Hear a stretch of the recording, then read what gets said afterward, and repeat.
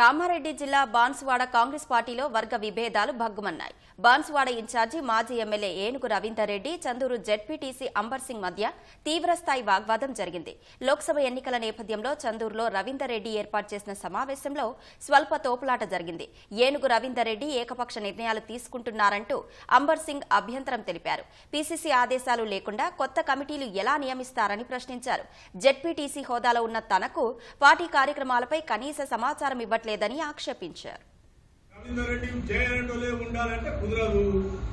MLA పదవి నువ్వు ప్రయత్నం చేస్తున్నావు, నేను ప్రయత్నం చేస్తున్నా. నేను క్లియర్ కట్ చెప్తున్నా.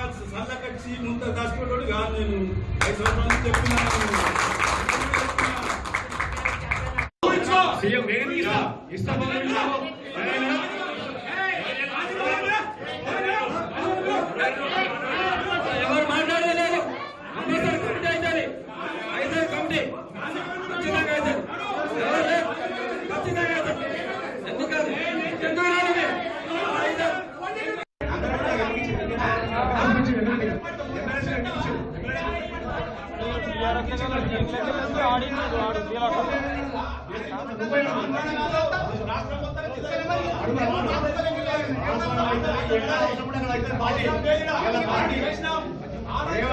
రేవంత్ రెడ్డి ఇన్ఛార్జ్